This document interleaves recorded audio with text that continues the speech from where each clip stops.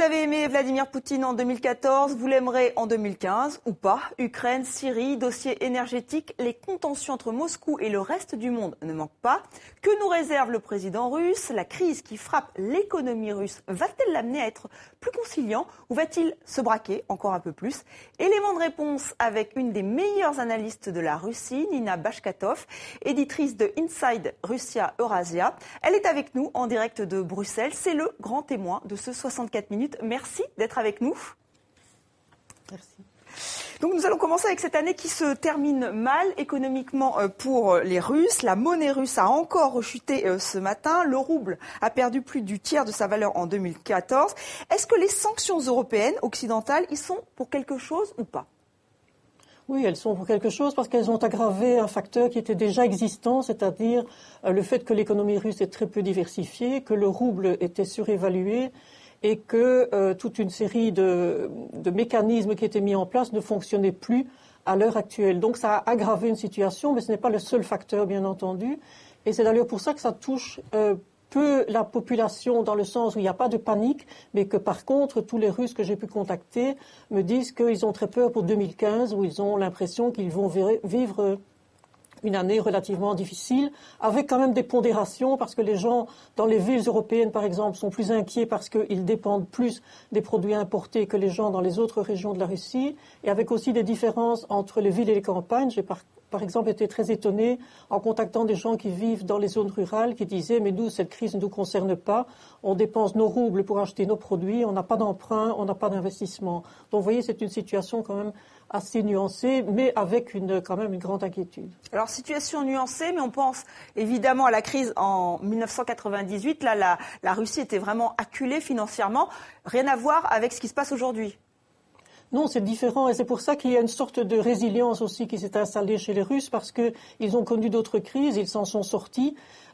Et la situation, bien entendu, est très différente puisque en 1998, la Russie avait renoncé à rembourser ses dettes. Donc, il y a quand même une situation différente. À l'heure actuelle, les entreprises ont des dettes importantes parce qu'elles ont contracté des emprunts en valeurs étrangères sur les marchés internationaux, mais la Banque centrale et le Fonds souverain ont l'argent suffisant pour aider ces entreprises à passer le cap.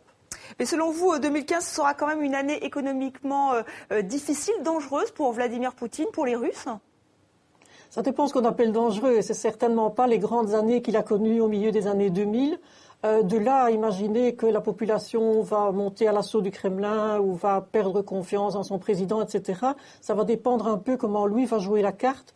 Jusqu'à présent, il a réussi à garder une sorte de consensus autour de lui. Alors, est-ce qu'il va prendre la bonne leçon de la crise, c'est-à-dire il faut absolument diversifier cette économie le plus vite possible et lutter contre la corruption qui est le frein essentiel au développement des petites et moyennes entreprises, ou bien est-ce qu'il va entraîner sa population dans une sorte de paranoïa sous-jacente en Russie qui est de dire nous sommes une forteresse assiégée, resserrons les rangs et ignorons les autres.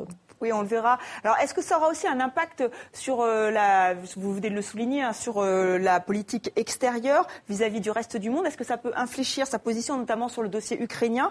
On le disait tout à l'heure, il y a une rencontre qui est prévue avec Vladimir Poutine, François Hollande et Angela Merkel le 15 janvier à Astana sur cette question. Est-ce que vous pensez que la situation actuelle, économique notamment, peut infléchir la position de Vladimir Poutine? Certainement pas dans le sens où les Européens l'entendent. Donc ça va être un facteur parmi d'autres, mais je crois que surtout la crise économique, un peu ce qui s'est passé aussi en 1998, c'est d'obliger la Russie à repenser sa coopération internationale.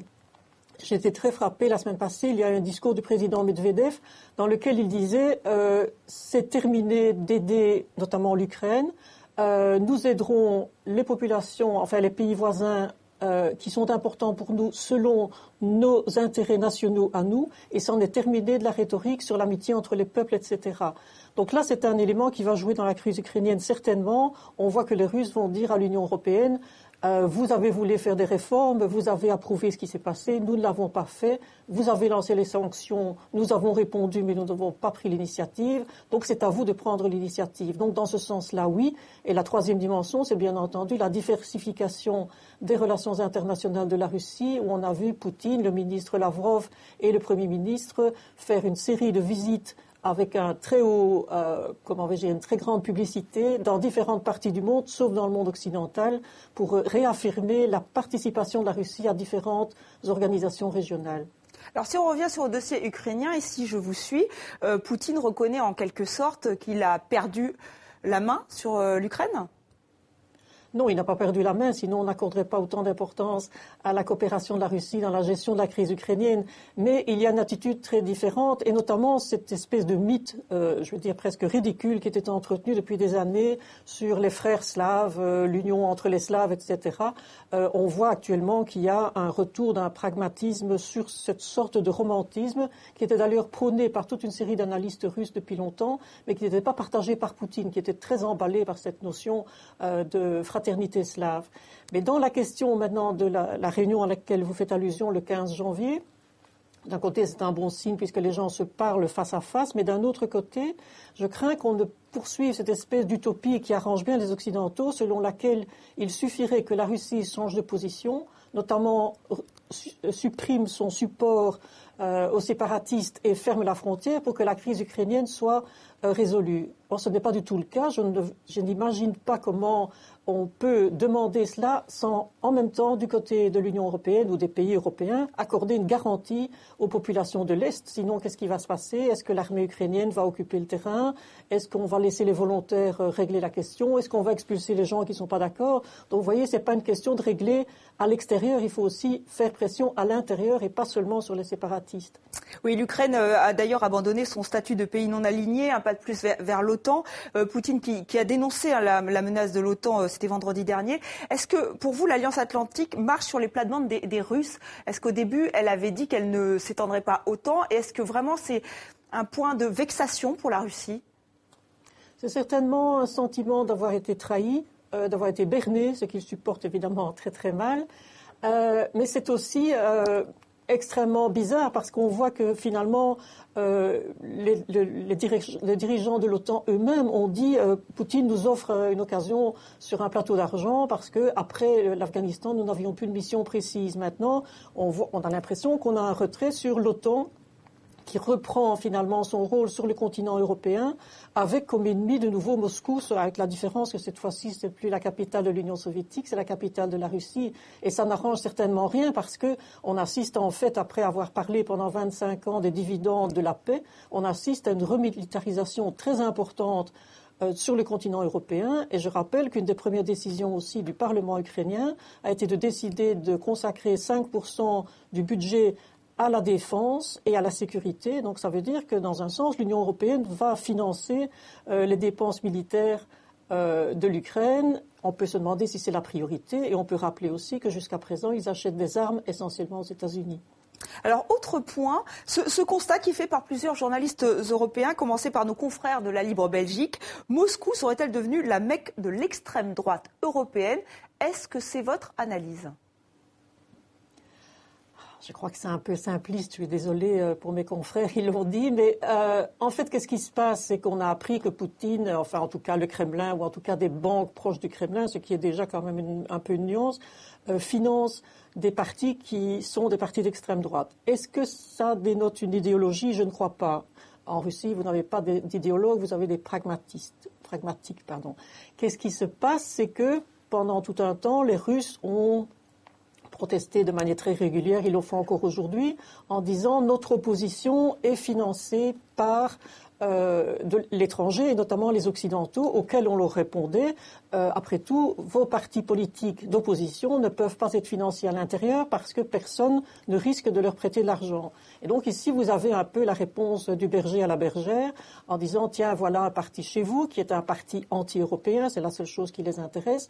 Et là, dans l'Union européenne qui exporte ses valeurs de démocratie, on ne trouve pas de financement pour un parti qui est un parti d'opposition. Donc je crois que c'est plutôt une façon de brouiller les cartes et, comme je le disais, de renvoyer la balle, ce qui n'est pas, évidemment, vu les partis qu'ils supportent, ce n'est pas tellement intelligent. Mais je le répète, si ça participe d'une mauvaise image, c'est surtout une décision pragmatique et de dire voilà, on peut faire la même chose. Oui, on voyait des images effectivement de Marine Le Pen. Marine Le Pen, dont le parti, le Front National, a obtenu des prêts en Russie auprès de banques russes. Donc, ce qui explique aussi peut-être, on se demande effectivement pourquoi ces financements et est-ce qu'il y a une stratégie derrière. Pour vous, ce n'est pas le cas. Je ne crois pas que c'est une stratégie. Je crois que c'est une stratégie de dire vous financez notre opposition, mais on peut financer votre opposition aussi, indépendamment de si c'est de l'extrême droite, de l'extrême gauche ou peu importe. L'important, c'est que ça embarrasse les dirigeants européens au niveau national, mais aussi au niveau européen. Je crois surtout au niveau européen, puisque l'Union européenne passe pour un des éléments qui a influencé la révolte en Ukraine. Mais dans un autre temps, la Russie a financé les partis communistes en Europe. Donc il y avait déjà cette démarche. Mais là, c'était une bataille idéologique, donc c'était tout à fait différent, de la même façon que les États-Unis et le bloc occidental supportaient tous les mouvements anticommunistes chez nous, chez eux et dans les différents pays. Donc là, on était dans une configuration tout à fait différente, donc je ne comparais certainement pas, et c'est pour ça que je vois plutôt comme une manière de dire vous prétendez aider la démocratie chez nous, eh bien, on aide aussi la diversification politique chez vous. Alors Nina Bashkatov, je ne vais pas vous demander d'être Madame Irma, de prédire l'avenir, mais est-ce que vous pensez que Vladimir Poutine nous réserve des surprises pour 2015 ? A priori, il n'est pas prêt d'infléchir ses positions. Je ne crois pas que c'est un homme qui infléchit ses positions, mais il est extrêmement pragmatique et il peut être extrêmement flexible. Donc cela veut dire que je crois qu'on va voir un peu en Russie comment la crise économique va se stabiliser. Je crois que tout part de là.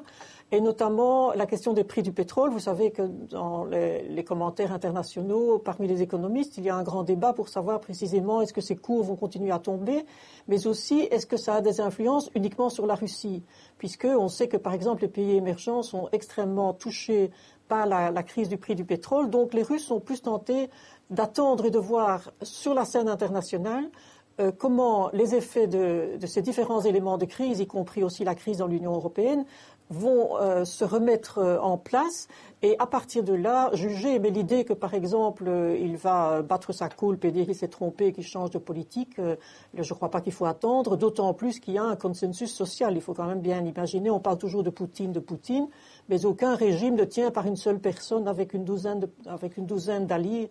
Il y a aussi un large consensus social sur lequel il s'appuie, qui peut basculer très vite, mais je ne vois pas ça en 2015. Merci beaucoup Nina Bashkatov d'avoir été en direct de Bruxelles et d'avoir été notre grand témoin.